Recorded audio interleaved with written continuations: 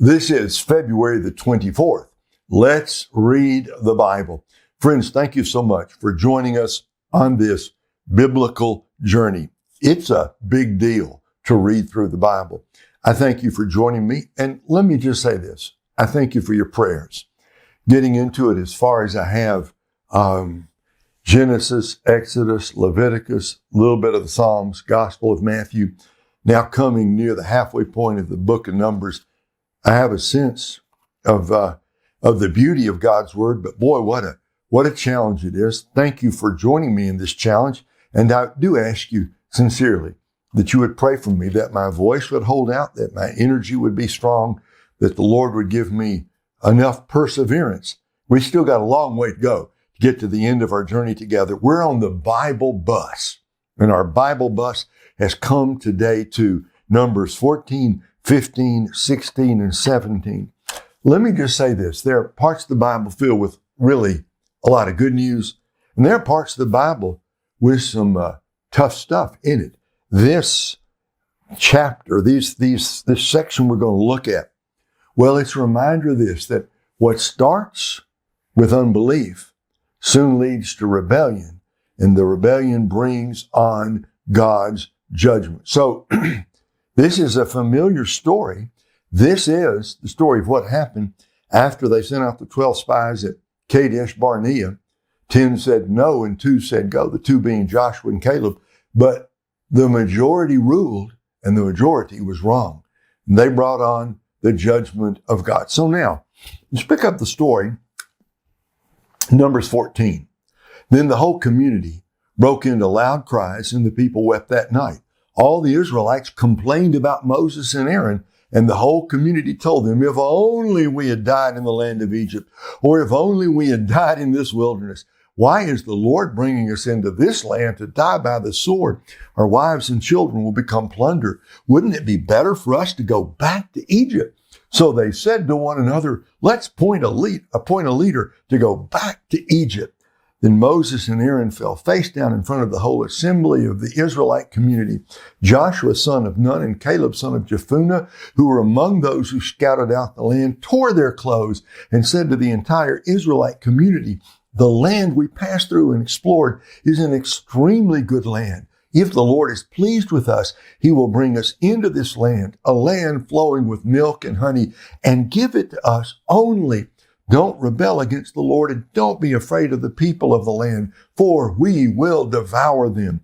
Their protection has been removed from them, and the Lord is with us. Don't be afraid of them. While the whole community threatened to stone them, the glory of the Lord appeared to all the Israelites at the tent of meeting. Then the Lord said to Moses, how long will these people despise me?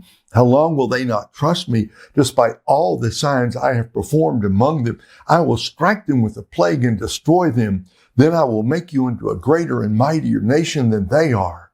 But Moses replied to the Lord, the Egyptians will hear about it, for by your strength you brought up this people from them. They will tell it to the inhabitants of this land. They have heard that you, Lord, are among these people, how you, Lord, are seen face to face, how your cloud stands over them, and how you go before them in a pillar of cloud by day and a pillar of fire by night. If you kill this people with a single blow, the nations that have heard of your fame will declare, since the Lord wasn't able to give this people into the land he swore to give them, he has slaughtered them in the wilderness. So now, may my Lord's power be magnified, just as you have spoken. The Lord is slow to anger and abounding in faithful love, forgiving iniquity and rebellion, but he will not leave the guilty unpunished, bringing the consequences of the father's iniquity on the children to the 3rd and 4th generation. Please pardon the iniquity of this people in keeping with the greatness of your faithful love, just as you have forgiven them from Egypt until now. The Lord responded, I have pardoned them as you requested.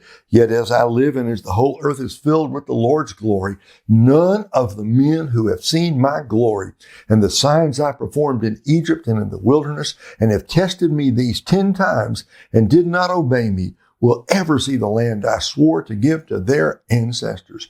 None of them who have despised me will see it. But since my servant Caleb has a different spirit and has remained loyal to me, I will bring him into the land where he is gone, and his descendants will inherit it. Since the Amalekites and Canaanites are living in the lowland, turn back tomorrow and head for the wilderness in the direction of the Red Sea.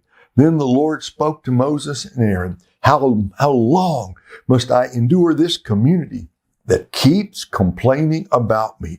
I have heard the Israelites' complaints that they make against me. Tell them, as I live, this is the Lord's declaration. I will do to you exactly as I heard you say. Your corpses will fall in this wilderness. All of you who were registered in the census, the entire number of you, 20 years old or more, because you have complained about me. I swear that none of you will enter the land I promised to settle you in, except Caleb, son of Jephunneh, and Joshua, son of Nun. I will bring your children, whom you said would become plunder, into the land you rejected, and they will enjoy it. But as for you, your corpses will fall in this wilderness. Your children will be shepherds in the wilderness for 40 years and bear the penalty for your acts of unfaithfulness until all your corpses lie scattered in the wilderness. You will bear the consequences of your iniquities 40 years, based on the number of the 40 days that you scattered the land, a year for each day. You will know my displeasure. I, the Lord, have spoken. I swear that I will do this to the entire evil community that has conspired against me. They will come to an end in the wilderness, and there they will die. So the men Moses sent to scout out the land, and who returned and incited the entire community to complain about him by spreading a negative report about the land, those men who spread the negative report about the land were struck down by the Lord. Only Joshua, son of Nun, and Caleb, son of Jephunneh, remained alive of those men who went to scout out the land. When Moses reported these words to all the Israelites, they were overcome with grief. They got up early the next morning and went to the ridge of the hill, saying, Let's go to the place the Lord promised, for we were wrong. But Moses responded, Why are you going against the Lord's command? It won't succeed. Don't go, because the Lord is not among you, and you will be defeated by your enemies. The Amalekites and Canaanites are right in front of you, and you will fall by the sword. The Lord won't be with you, since you have turned from following him. But they dared to go up to the ridge of the hill country, even though the ark of the Lord's covenant and Moses did not leave the camp. Then the Amalekites and the Canaanites who lived in that part of the hill country came down, attacked them, and routed them as far as Hormah. Numbers 15. The Lord instructed Moses, Speak to the Israelites and tell them, When you enter the land I'm going to give you to settle in, and you make a food offering to the Lord from the herd or flock, either a burnt offering or a sacrifice to fulfill a vow, or a freewill offering, or at your appointed festivals to produce a pleasing aroma to the Lord, the one presenting his offering to the Lord is also to present a grain offering of 2 quarts of fine flour mixed with a quart of oil. Prepare a quart of wine as a drink offering with the burnt offering or sacrifice of each lamb. If you prepare a grain offering with a ram, it is to be 4 quarts of fine flour mixed with 1/3 gallon of oil. Also, present 1/3 gallon of wine for a drink offering as a pleasing aroma to the Lord. If you prepare a young bull as a burnt offering or as a sacrifice to fulfill a vow or as a fellowship offering to the Lord, a grain offering of 6 quarts of fine flour mixed with 2 quarts of oil is to be presented with the bull. Also, present 2 quarts of wine as a drink offering. It is a food offering, a pleasing aroma to the Lord. This is to be done for each ox, ram, lamb, or goat. This is how you are to prepare each of them, no matter how many. Each Israelite is to prepare these things in this way when he presents a food offering as a pleasing aroma to the Lord. When an alien resides with you or someone else is among you and wants to prepare a food offering as a pleasing aroma to the Lord, he is to do exactly as you do throughout your generations. The assembly is to have the same statute for both you and the resident alien as a permanent statute throughout your generations. You and the alien will be alike before the Lord. The same law and the same ordinance will apply to both you and the alien who resides with you. The Lord instructed Moses, Speak to the Israelites and tell them, after you enter the land where I am bringing you, you are to offer a contribution to the Lord when you eat from the food of the land. You are to offer a loaf from your first batch of dough as a contribution. Offer it just like a contribution from the threshing floor. Throughout your generations, you are to give the Lord a contribution from the first batch of your dough. When you sin unintentionally and do not obey all these commands that the Lord spoke to Moses, all that the Lord has commanded you through Moses from the day the Lord issued the commands and onward throughout your generations. And if it was done unintentionally, without the community's awareness, the entire community is to prepare one young bull for a burnt offering as a pleasing aroma to the Lord, with its grain offering and drink offering according to the regulation, and one male goat as a sin offering. The priest will then make atonement for the entire Israelite community so that they may be forgiven, for the sin was unintentional. They are to bring their offering, a food offering to the Lord, and their sin offering before the Lord for their unintentional sin. The entire Israelite community and the alien who resides among them will be forgiven, since it happened to all the people unintentionally. If one person sins unintentionally, he is to present a year-old female goat as a sin offering. The priest will then make atonement before the Lord on behalf of the person who acts in error, sinning unintentionally. And when he makes atonement for him, he will be forgiven. You are to have the same law for the person who acts in error, whether he is an Israelite or an alien who resides among you. But the person who acts defiantly, whether native or resident alien, blasphemes the Lord, that person is to be cut off from his people. He will certainly be cut off because he has despised the Lord's word and broken his command. His guilt remains on him. While the Israelites were in the wilderness, they found a man gathering wood on the Sabbath day. Those who found him gathering wood brought him to Moses, Aaron, and the entire community. They placed him in custody because it had not been decided what should be done to him. Then the Lord told Moses, the man is to be put to death. The entire community is to stone him outside the camp. So the entire community brought him outside the camp and stoned him to death, as the Lord had commanded Moses. The Lord said to Moses, speak to the Israelites and tell them that throughout their generations, they are to make tassels for the corners of their garments and put a blue cord on the tassel at each corner. These will serve as tassels for you to look at, so that you may remember all the Lord's commands and obey them, and not prostitute yourselves by following your own heart and your own eyes. This way, you will remember and obey all my commands and be holy to your God. I am the Lord your God, who brought you out of the land of Egypt to be your God. I am the Lord your God. Numbers 16. First we had unbelief. Now we've got rebellion.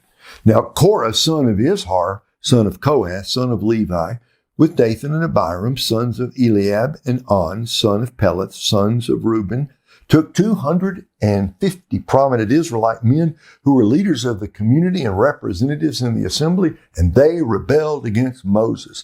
They came together against Moses and Aaron and told them, you have gone too far. Everyone in the entire community is holy, and the Lord is among them. Why do you exalt yourselves above the Lord's assembly? When Moses heard this, he fell face down. Then he said to Korah and all his followers, tomorrow morning the Lord will reveal who belongs to him, who is set apart, and the one he will let come near him. He will let the one he chooses come near him. Korah, you and all your followers are to do this. Take fire pans, and tomorrow place fire in them and put incense on them before the Lord. Then the man the Lord chooses will be the one who is set apart. It is you Levites who have gone too far. Moses also told Korah, now listen, Levites, isn't it enough for you that the God of Israel has separated you from the Israelite community to bring you near to himself, to perform the work of the Lord's tabernacle, and to stand before the community to minister to them? He has brought you near, and all your fellow Levites who are with you, but you are pursuing the priesthood as well. Therefore, it is you and all your followers who have conspired against the Lord. As for Aaron, who is he that you should complain about him? Moses sent for Dathan and Abiram, the sons of Eliab, but they said, we will not come. Is it not enough that you brought us up from a land flowing with milk and honey to kill us in the wilderness? do you also have to appoint yourself as ruler over us? Furthermore, you didn't bring us to a land flowing with milk and honey or give us an inheritance of fields and vineyards. Will you gouge out the eyes of these men? We will not come." Then Moses became angry and said to the Lord, "Don't respect their offering. I have not taken one donkey from them or mistreated a single one of them." So Moses told Korah, "You and all your followers are to appear before the Lord tomorrow. You, they, and Aaron. Each of you is to take his fire pan, place incense on it, and present his fire pan before the Lord. 250 fire pans. You and Aaron are each to present your fire pan also." Each man took his fire pan, placed fire in it, put incense on it, and stood at the entrance to the tent of meeting along with Moses and Aaron. After Korah assembled the whole community against them at the entrance to the tent of meeting, the glory of the Lord appeared to the whole community. The Lord spoke to Moses and Aaron, "Separate yourselves from this community so I may consume them instantly." But Moses and Aaron fell face down and said, God who gives life to all, when one man sins, will you vent your wrath on the whole community? The Lord replied to Moses, "Tell the community, get away from the dwellings of Korah, Dathan, and Abiram." Moses got up and went to Dathan and Abiram, and the elders of Israel followed him. He warned the community, "Get away now from the tents of these wicked men. Don't touch anything that belongs to them, or you will be swept away because of all their sins." So they got away from the dwellings of Korah, Dathan, and Abiram. Meanwhile, Dathan and Abiram came out and stood at the entrance of their tents with their wives, children, and infants. Then Moses said, "This is how you will know that the Lord sent me to do all these things, and that it was not of my own will. If these men die naturally, as all people would, and suffer the fate of all, then the Lord has not sent me. But if the Lord brings about something unprecedented, and the ground opens its mouth and swallows them along with all that belongs to them, so that they go down alive into Sheol, then you will know that these men have despised the Lord." Just as he finished speaking all these words, the ground beneath him split open. The earth opened its mouth and swallowed them and their household, all Korah's people and all their possession. They went down alive into Sheol with all that belonged to them. The earth closed over them and they vanished from the assembly.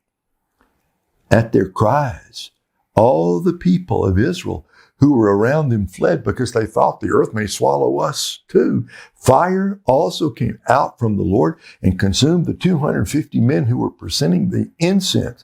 Then the Lord spoke to Moses, "Tell Eleazar, son of Aaron the priest, to remove the fire pans from the burning debris, because they are holy, and scatter the fire far away. As for the fire pans of those who sinned at the cost of their own lives, make them into hammered sheets as plating for the altar, for they presented them before the Lord, and the fire pans are holy. They will be a sign to the Israelites." So the priest Eleazar took the bronze fire pans that those who were burned had presented, and they were hammered into plating for the altar, just as the Lord commanded him through Moses.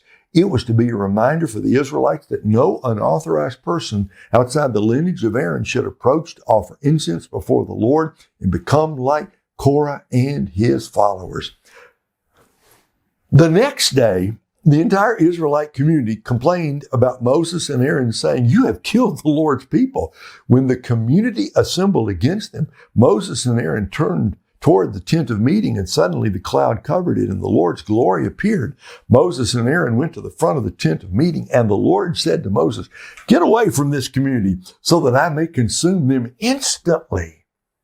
But they fell face down.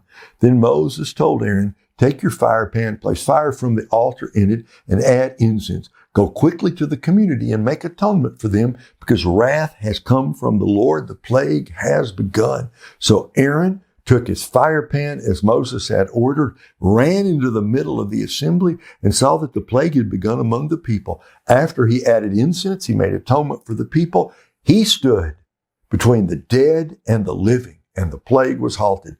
But those who died from the plague numbered 14,700, in addition to those who died because of the Korah incident. Aaron then returned to Moses at the entrance to the tent of meeting, since the plague had been halted. We're not done yet.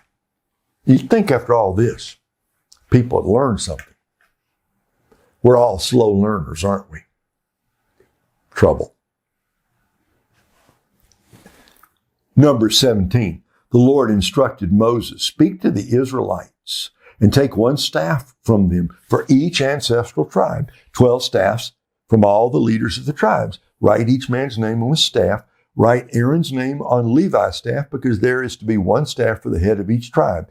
Then place them in the tent of meeting in front of the testimony where I meet with you. The staff of the man I choose will sprout, and I will rid myself of the Israelites' complaints they have been making about you. So Moses spoke to the Israelites, and each of their leaders gave him a staff, one for each of the leaders of the tribes, 12 staffs in all. Aaron's staff was among them. Moses placed the staffs before the Lord in the tent of the testimony. The next day, Moses entered the tent of the testimony and saw that Aaron's staff, representing the house of Levi, had sprouted, formed buds, blossomed, and produced almonds. Moses then brought out all the staffs from the Lord's presence into all the Israelites. They saw them, and each man took his own staff. The Lord told Moses, put Aaron's staff back in front of the testimony to be kept as a sign for the rebels, so that you may put an end to their complaints before me, or else they will die. So Moses did as the Lord commanded him. Then the Israelites declared to Moses, look, we're perishing. We're all lost.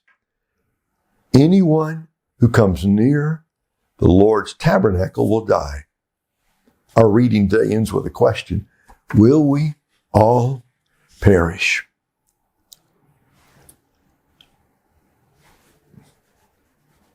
What starts with complaining becomes unbelief, and the unbelief becomes rebellion. And that leads to the judgment of God. It would be easy to be hard on these people, but we're all the same way, aren't we? We complain, we murmur, we groan, we're unhappy about this. We don't think God's treated us right, compare ourselves to others. Be careful about your complaining. Don't complain today. Complaining leads to unbelief, leads to rebellion, leads to judgment. So may God make us a happy people today. May God give us a thankful spirit today. Banish from your heart all complaining, all grumbling. This is a no grumbling day, friends. Go out and have a great day. Give thanks to the Lord. Enjoy the Lord. Come back tomorrow. The story continues. See you then.